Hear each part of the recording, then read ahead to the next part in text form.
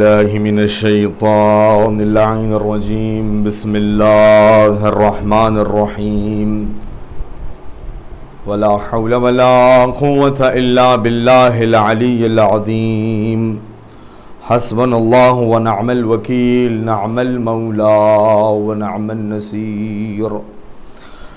الحمد لله الذي لا يبلغ مدحته القائلون ولا يحصي نعماءه العادون ولا يعدي حقه المجتهدون، الذي لا يدرك بعد الهمم ولا ينال غوص الفتن، الذي ليس لصفته حد محدود ولا نعت موجود ولا وقت معدود.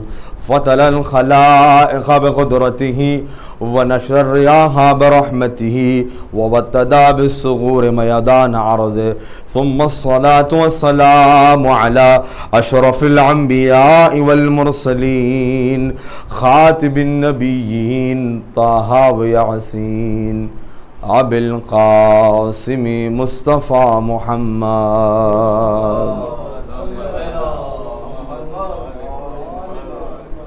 ولا سيما على ابن عمه يعصوب الدين والإيمان، كلمة الرحمن باب أمن والأمان، مصداق كل شيء أحصيناه في إمام مبين.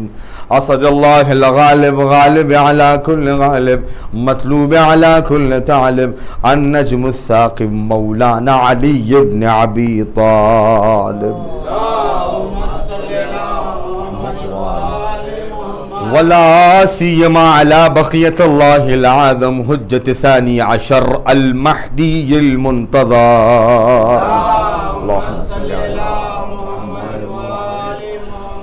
ولعنة الله على أعدائهم أجمعين، غاصبي حقوقهم ومنكري فضائلهم. رب اشرح لي صدري ويسر لي أمري واحلل عقدة من لساني يفقهوا قولي. أما بعد، فقد قال الله تعالى وتبارك في محكم كتابه المجيد، وهو أصدق القائلين وقوله الحق. بسم الله الرحمن الرحيم. أفحسبتم أنما خلقناكم عبثا وإن إلينا لا ترجعون. اللهم صل على محمد وآل محمد. عزیزان محترم، السلام علیکم ورحمۃ اللہ وبرکاتہ جمیعاً. سب سے پہلے تو تمام تعریف اس خلاق کائنات کے لیے ہے کہ جو مالک ہے، مختار ہے، قادر مطلق ہے زمین و آسمان کا. وَلِلَّهِ مُلْكُ السَّمَاوَاتِ وَالْأَرْضِ. زمین و آسمان کے درمیان میں جتنے بھی چیزیں ہیں، جتنے بھی مخلوقات ہیں کہ جس کی اجازت کے بغیر کوئی حرکت نہیں کر سکتا، اس عظیم المرتبت پروردگار کی تعریف جتنی بھی کم کی جائے کم ہے. تمام حمد ہے اس خالق ازل کے لیے کہ جس نے جھیل کو بخشا کول سکون کے لیے. اسی کے نام سے کرتا ہوں ابتدائے کلام کہ جس کا نام فرشتوں نے بھی سنبھل کے لیے لیا. اس عظیم المرتبت پروردگار کے جس نے زمین و آسمان کے درمیان میں انسانوں کے لیے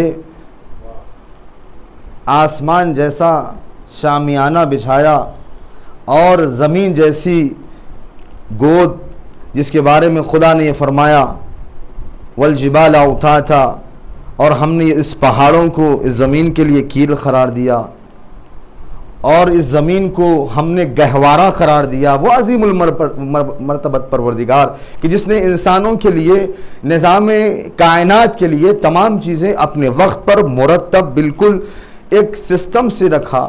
اور اس پروردگار نے جس کی جتنی بھی تعریف کی جائے اس پروردگار کی کم ہے. عزیزان گرامی، اب اس سے بڑھ کر اور کیا چیز ہو سکتی ہے کہ خود حلال مشکلات علی ابن ابی طالب علیہ السلام مولا متقیان مولا کائنات ابوالحسن امیر المؤمنین خود یہ ارشاد فرماتے ہیں الحمدللہ الذی لا یبلغ مدحتہ القائلون۔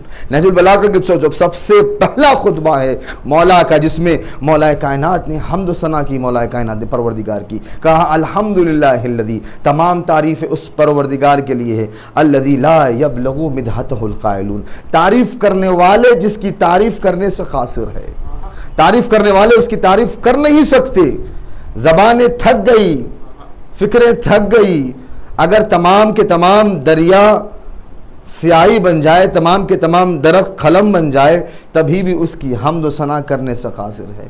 نعمتیں کون کرنے والے، جمع کرنے والا۔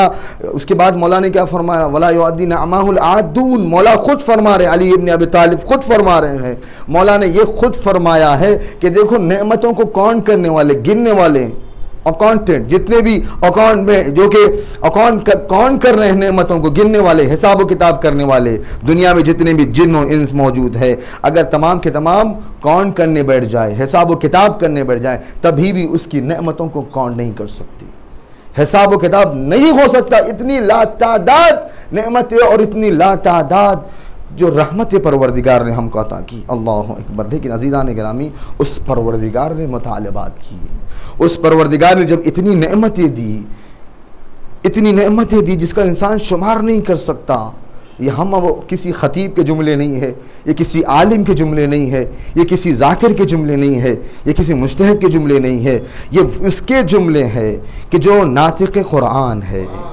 وہ اس کے جملے ہیں کہ جس کے سامنے کائنات بنائی گئی ہے، یہ اس کے جملے ہیں کہ جس نے یہ فرمایا کہ جب تمام چیزوں کو خلق ہی نہیں کہتا، ہمارے نون کو اللہ نے خلق کیا، جس کے سامنے یہ دنیا بنی، وہ علی ابن ابی طالب وہ امام فرما رہا ہے کہ جس کی نعمتوں کو تم شمار نہیں کر سکتے۔ اب عزیزان گرامی، جو اتنا عظیم المرتبت پروردگار ہے کہ جس نے انسانوں کی اتنی نعمت دی، اتنی تمام چیزیں جو بغیر مانگے انسان کو دی، اور اس سے بڑھ کر خدا کا ہم کیا شکر ادا کریں کہ جو سب سے پہلا انسان بھی اس دنیا میں آیا، جو سب سے پہلے انسان بھی ہے اور سب سے پہلے ہادی اور رہنما بھی اور نبی بھی ہے۔ اللہ نے انسان کی دنیا میں آنے سے پہلے سب سے پہلا انسان بھی نبی کو بنا کر بھیجا کہ کل کے دن کوئی یہ نہ کہے کہ ہم کو کوئی ہدایت کرنے والا نہیں تھا۔ اے پروردگار، تو نے فرمایا اما ہدیناہ النجدین اما شاکرا و اما کفورا، ہم نے دو راستے رکھ دیے، چاہے تم ہمارے شکر بجا لا کر، ہماری نعمتوں کا شکر بجا لا کر ہمارے مخلص بندوں میں سے بن جاؤ، یا ہماری نعمتوں کا کفران نعمت کر کر ہمارے جو ہے وہ بندوں میں سے، نافرمان بندوں میں سے۔ تم کو اختیار اللہ نے دیا اور یہ کہہ دیا کہ دیکھو میرے رحم و کرم و میری نعمتیں یہ ہیں کہ میں نے سب سے پہلے انسان کو جو بھیجا وہ بھی ہادی رہنما بنا کر بھیجا۔ کل کے دن کوئی یہ اشکال نہ کرے، کل کے دن کوئی یہ شکوہ نہ کرے کہ ہمارے پاس تو ہم کو کوئی بتانے والا نہیں تھا، ہم کو تیری معرفت کرانے والا نہیں تھا، ہم کو کوئی یہ جو احکام الہی ہے، شریعت محمدی کے احکام جو عقائد ہے، ہم کو کوئی بتانے والا، اب کوئی یہ شکوہ نہیں کر سکتا، کیونکہ اللہ نے کہا 1,24,000 انبیاء کو بھیجنے کے بعد 12 امام کو بھیج کر آخری حجت اپنی تمام کر دی۔ اب کوئی یہ اشکال نہیں کر سکتا، کوئی شکوہ نہیں کر سکتا۔ اب اس پروردگار نے یہ کیا فرمایا؟ پروردگار ارشاد فرماتا ہے افحسبتم انما خلقناکم عبثا، کیا یہ تم گمان کرتے ہو، کیا تم یہ سوچتے ہو کہ ہم نے تم کو ایسے ہی پیدا کر دیا؟ افحسبتم، کیا تم گمان کرتے ہو، کیا تم خیال کرتے ہو کہ ایک ایسا ہی ارادہ، جیسے ایک نوجوان گھر سے نکلا بغیر کسی ارادے کے، بغیر کسی مقصد کے نکلا گھر سے، لیکن نہ اس کا کوئی مقصد ہے نہ اس کا کوئی ارادہ ہے، کوئی دوست مل گیا اس کے ساتھ فلاں جگہ چلے گئے، بھائی نکلے کیوں تھے؟ کہا ایسی ٹہلنے نکلا تھا، دوست مل گیا اس کے ساتھ لانگ ڈرائیو پہ چلے گئے، دوست مل گیا ہوٹل میں چائے پینے چلے گئے، دوست مل گئے یہاں پر جو ہے چبودر پہ بیٹھ گئے۔ لیکن خداوند عالم ایسا نہیں ہے عزیزان گرامی، خداوند عالم نے جتنے بھی مخلوقات پیدا کیا اس کا مقصد و ہدف ہے، اسی لیے تو فرمایا افحسبتم، کیا تم گمان کرتے ہو کہ ہم نے عبث پیدا کیا، تم کو بیکار پیدا کیا، ایسے ہی دل چاہ رہا تھا بس پیدا کر دیا، جاؤ دنیا میں گھومو پھرو کھاؤ پیو، اس کے بعد ایک ایج آئے گی، ایک عمر ایسی آئے گی تم ضعیف ہو جاؤ گے، اس کے بعد واپس پھر میرے پاس چلے آنا، انا للہ و انا الیہ راجعون۔ بے شک اللہ کی طرف سے آئے تھے اور اللہ کی طرف واپس چلے گئے. کیا بے مقصد ہم نے پیدا کیا نا؟ افحسبتم انما خلقناکم عبثا. اور اس کے بعد یہ بھی گمان کرتے ہو انا الینا لا ترجعون. کمال تو یہ ہے، جرأت یہ ہے کہ پیدا تو یہ خیال بھی کر رہے ہیں کہ اللہ نے ایسے عبث پیدا کیا، اس کے بعد تم یہ بھی گمان کرتے ہو کہ وانا الینا لا ترجعون، کہ تم ہماری طرف پلٹ کے آنے والے نہیں ہو. عزیزان گرامی، لمحے فکریہ ہے انسانوں کے لیے، لمحے فکریہ ہے مسلمانوں کے لیے، مومنین کے لیے، کہ اللہ نے صاف الفاظ میں فرمایا ہرگز یہ گمان نہ کرنا کہ ہم نے بے مقصد تم کو پیدا کیا. اور اس کے ساتھ ساتھ اگر تم یہ گمان بھی کرتے ہو کہ ہم نے بے مقصد پیدا کیا تو یہ یاد رکھنا، اگر دنیا میں شربازی کرو گے، دنیا میں فساد کرو گے، دنیا میں لڑاؤ گے اور لڑو گے، فتنہ فساد کرو گے، تو یاد رکھنا انا الینا لا ترجعون. یہ گمان نہ کرنا کہ ہماری طرف پلٹ کے جو چاہے دنیا میں کر لی. اختیار دیا تھا، پاور دیا تھا، ہمت دی تھی، طاقت دی تھی، ہر چیز دیا، عہدہ دیا، سب کچھ دیا، لیکن اس کے ساتھ ساتھ یہ گمان نہ کرنا کہ تم ہماری طرف نہیں، پلٹ کے تم کو ہماری طرف آنا ہے. افحسبتم انما خلقناکم عبثا. اسی وجہ سے عزیزان گرامی، کسی نے جب چھٹے امام جعفر صادق علیہ السلام، جب امام اس آیے مبارکہ کی تفسیر بیان کر رہے تھے، کسی صحابی نے یہ اشکال کیا کہ مولا آپ نے فرمایا کہ خداوند عالم نے مخلوقات کو اور جتنے بھی پروردگار نے زمین و آسمان کے درمیان مخلوق کو پیدا کیا، اس کا مقصد و ہدف ہے پیدا کرنے کا. آپ نے یہی تو کہا بالکل، اس میں کوئی دو رائے نہیں ہے. اللہ نے ہر مخلوق، انسانوں، حیوانات جو انسان ہیں، حیوانات جو ہے ان کو بھی ایک مقصد اور ہدف کے تحت پیدا کیا گیا. جیسے امام نے جملہ کہا، اس نے فوری امام پر اشکال کیا کہ مولا یہ بتائیں کہ جو زہریلی جانور ہے، جو سانپ ہے، جو بچھو ہے، جو زہر پھیلانے والے ہیں، جو انسان کو ختم کرنے والے ہیں، خداوند عالم کا کیا مقصد ہے؟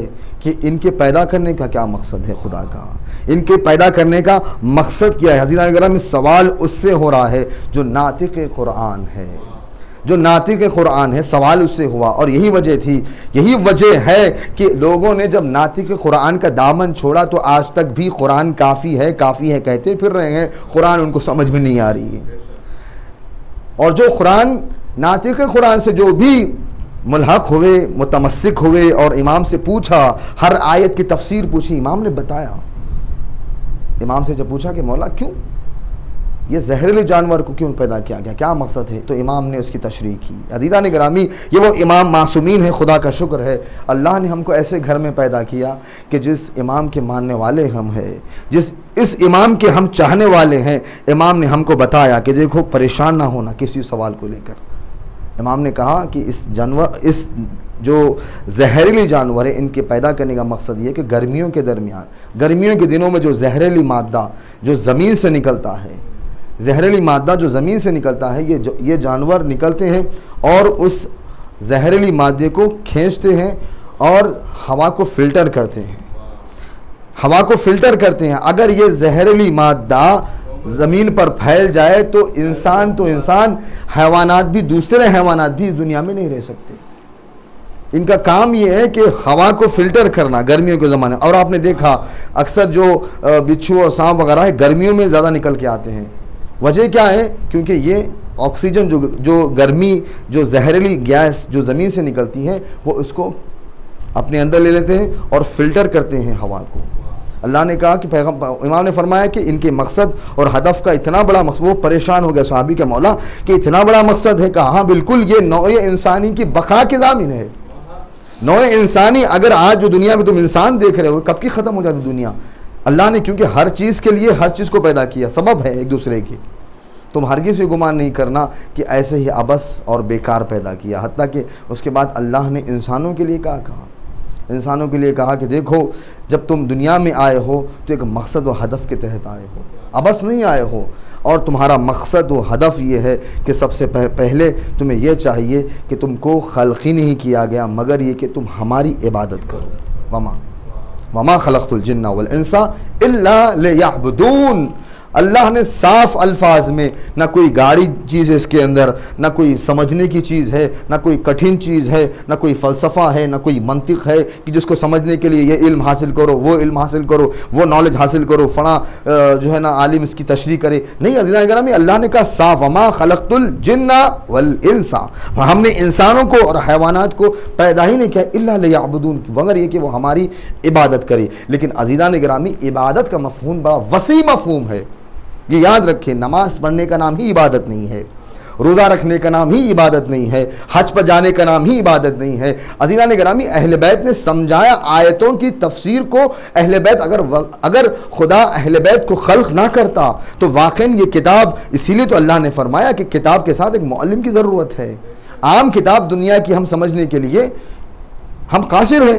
ایک کتاب کو اگر کسی بھی 10 کلاس کے، انٹر اور ڈگری کے بچوں کو اگر ایک فزکس کی بک دی جائے کہ تم خود پڑھ لو اور پڑھ کے اس کا امتحان دو، تو شاید کہ کوئی پاس ہو جائے، شاید کہ کوئی اس کے اچھے نتیجے پر آئے، کیونکہ ہر کوئی اپنے اعتبار سے سمجھے گا. لیکن اگر واقعی فزکس کی کتاب پڑھانے والا ایسے سمجھائے فزکس کو جیسے کہ اس کے سامنے تمام چیزیں ہوئی ہے، تو پھر کیا کہنے. معلم بھی وہاں کا ہو، کتاب جب وہاں سے آئی ہے تو معلم بھی وہاں کا ہونا چاہیے. کتاب جب وہاں سے آئی ہے تو کتاب کا لکھنے والا، کتاب کا بھیجنے والا بھی معلم کو بھیجے گا. اب تم دنیا میں کسی کو اور کو معلم بنا لو، وہ کتنا بھی، اگر تم چاہتے ہو، وہ کتنا بھی تم سمجھتے ہو کہ وہ بہت پڑھا لکھا ہے، وہ بہت جاننے والا ہے، 2 ہاتھ سے خالی نہیں ہے. یا تو تم معلم بناؤ گے ایسے کو کہ جس کو ظاہری دیکھ کے تم بناؤ گے تو تب بھی بہک جاؤ گے.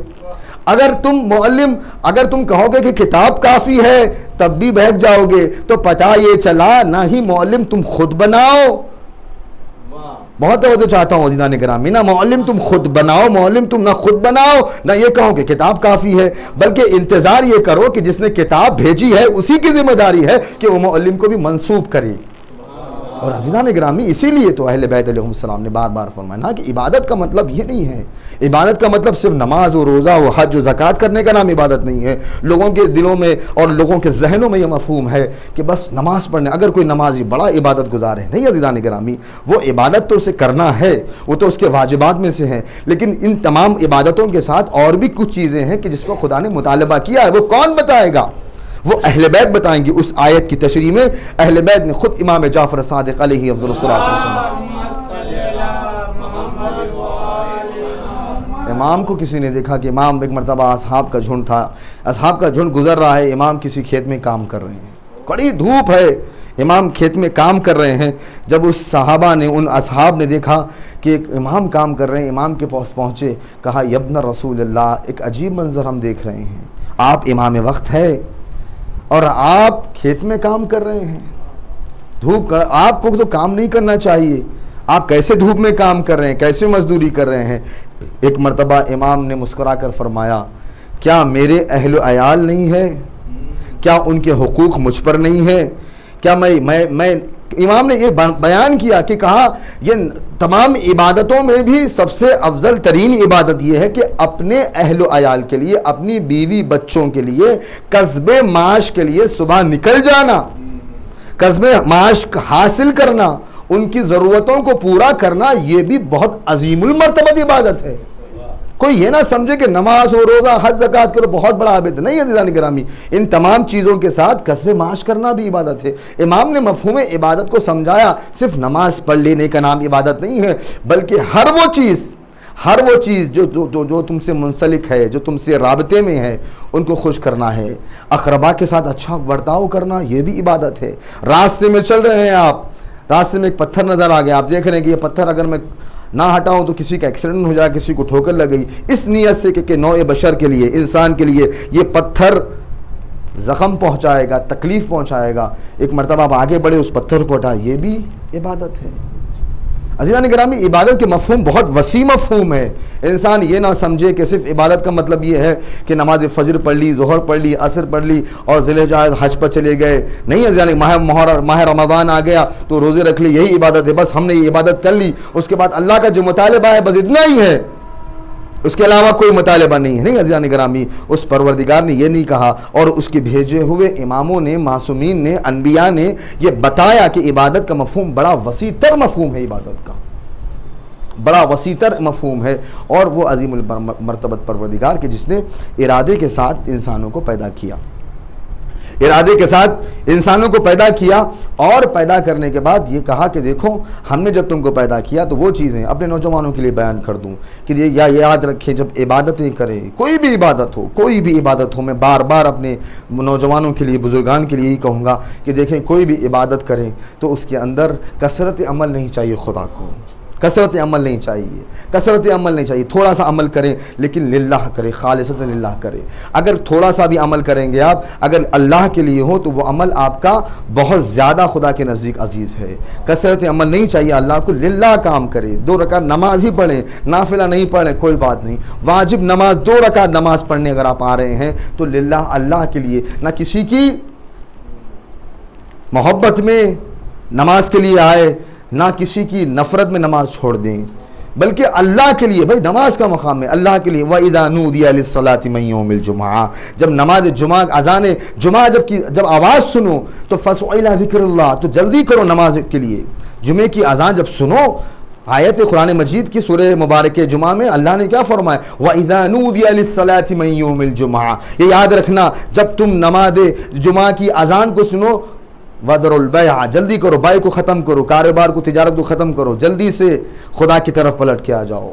جمعے کے لیے کہا، کسی عبادت کے لیے اللہ نے یہ نہیں کہا نماز فجر سنو تو تم کاروبار چھوڑ دو اور نماز فجر میں لگ جاؤ. کسی کو اتنی کھلی آیت وَإِذَا نُودِيَ لِلصَّلَاةِ مِن يَوْمِ الْجُمْعَةِ فَاسْعُوا إِلَىٰ ذِكْرِ اللَّهِ. اللہ نے کہا فَاسْعُوا إِلَىٰ ذِكْرِ اللَّهِ. فَاسْعُوا یہ نہیں کہا کہ آرام سے نہا دھو کے آؤ، فَاسْعُوا جلدی کرو. فَاسْعُوا عربی میں کہتے ہیں جلدی کرنا، فَاسْعُوا پس جلدی کرو، إِلَىٰ ذِكْرِ اللَّهِ، اللہ کے ذکر کی طرف آگے بڑھو. وَذَرُوا الْبَيْعَ، اللہ نے خاص لہجہ اپنا ہے نماز جمعہ کے لیے. وَذَرُوا الْبَيْعَ، بیع کو ختم کرو، تجارت کو چھوڑو، کاروبار کو چھوڑو، اللہ کے ذکر کی طرف بڑھو. لعلکم، اے کاش کہ تم اللہ سے ڈرتے ہو. اللہ اکبر. عزیزان گرامی، اتنی سادہ اور اتنی جس کو کہا جائے الفاظ، اتنے سادے الفاظ میں اللہ نے خطاب کیا مومنین سے. یاد رکھیے 2 رکعت نماز پڑھنے بھی، اگر ہم 2 رکعت نماز بھی پڑھیں تو خالصتاً للہ ہو، اللہ کے لیے ہو. عزیزان گرامی، بنی اسرائیل میں یہ چیز میں اپنے نوجوان کے لیے بیان کروں. بنی اسرائیل میں ایک نوجوان تھا کہ جو عابد گزار تھا. اس نے کیا دیکھا بنی اسرائیل میں کہ ایک درخت ہے اور اس درخت پر سب لوگ جا رہے ہیں، اس درخت کی پرستش کر رہے ہیں، عبادت کر رہے ہیں، اور لوگوں کو ان کی چیز مل بھی رہی ہے. کمال تو یہ تھا، درخت کے پاس جا رہے ہیں، یہ چاہیے وہ چاہیے، کھانا چاہیے، وہ بھی مل رہا ہے. لیکن وہ درخت نہیں تھا بلکہ مسمم شیطان تھا. شیطان کھڑا ہو گیا اور وہ درخت کے سامنے لوگ مانگ رہے ہیں تو وہ دے رہا ہے، لوگ مانگ رہے ہیں وہ دے رہا ہے. اب یہ عابد کو بڑی الجھن ہو گئی. عابد سمجھ گیا، اپنی آنکھوں سے اس کے پردے اڑ گئے کہ دیکھا جی تو شیطان کھڑا ہوا ہے، لوگ تو سمجھ رہے ہیں درخت سے مانگ رہے ہیں، ہم کو چیز مل رہی ہے، لیکن ہے شیطان، اور جو بھی جا رہا ہے اس کو مل رہا ہے. وہ عابد ایک مرتبہ کڑھالی لیا اور بڑی تیزی سے اس درخت کو کاٹنے کے لیے دوڑا.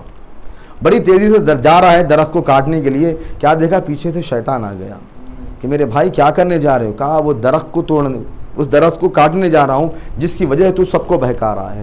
شیطان نے کہا خبردار اس درخت کو ہاتھ نہ لگانا، اس درخت کو ہاتھ نہ لگانا. اس نے کہا کیسی بات کر رہے ہو، میں تو اس کو کاٹنے جا رہا ہوں درخت کو.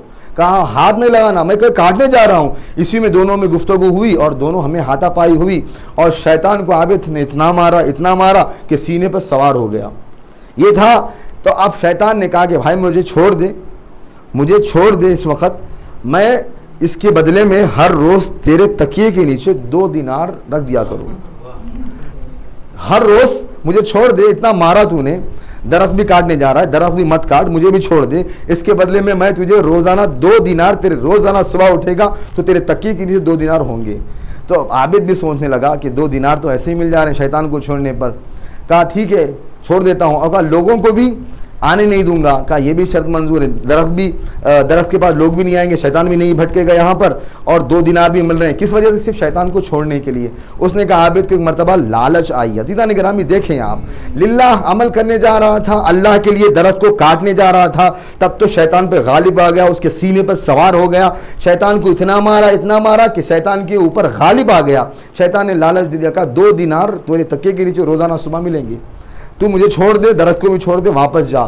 یہ عابد واپس گیا اور سو گیا. رات میں صبح ہوئی تو صبح ہونے کے بعد کیا دیکھتا ہے؟ تکیے کے نیچے 2 دینار موجود ہے.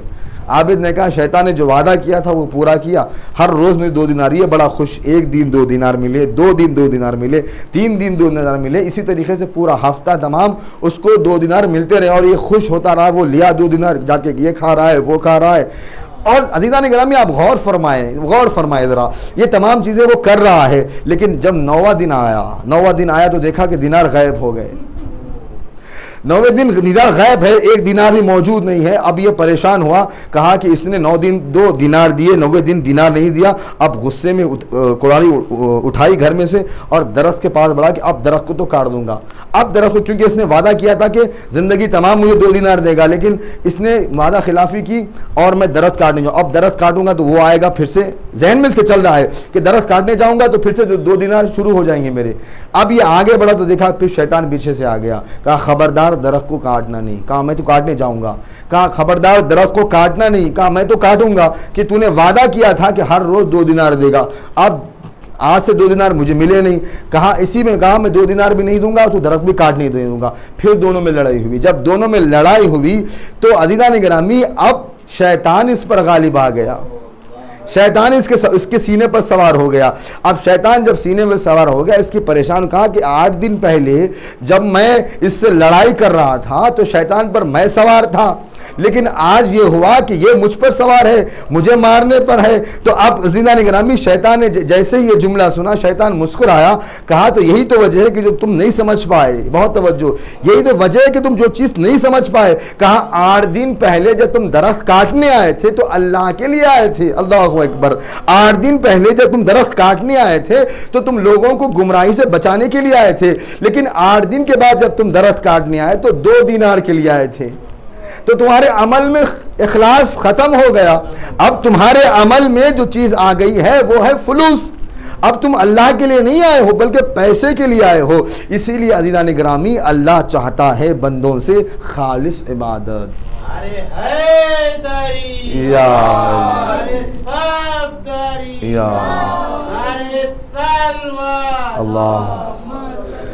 اللہ بندوں سے خالص عبادت چاہتا ہے جس میں کوئی ملاوٹ نہ ہو, نہ کسی کی خوشی کے لیے, نہ کسی کی نفرت کے لیے, نہ کسی کو دکھانے کے لیے, نہ پیسے کے لیے, نہ شہرت کے لیے, نہ عزت کے لیے, بلکہ عبادت میری کرو. یہ تمام چیزیں میں تم کو دوں گا.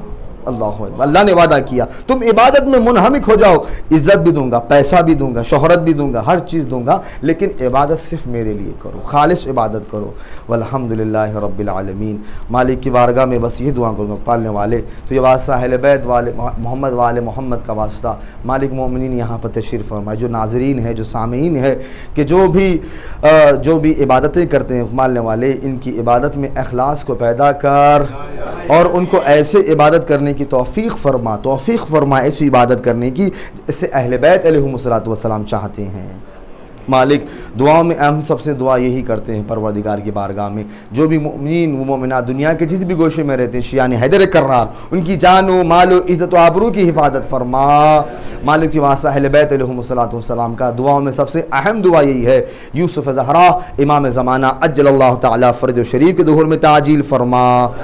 اعوذ باللہ من الشیطان الرجیم, بسم اللہ الرحمن الرحیم. قل هو اللہ احد اللہ الصمد لم یلد ولم یولد ولم یکن له کفوا احد.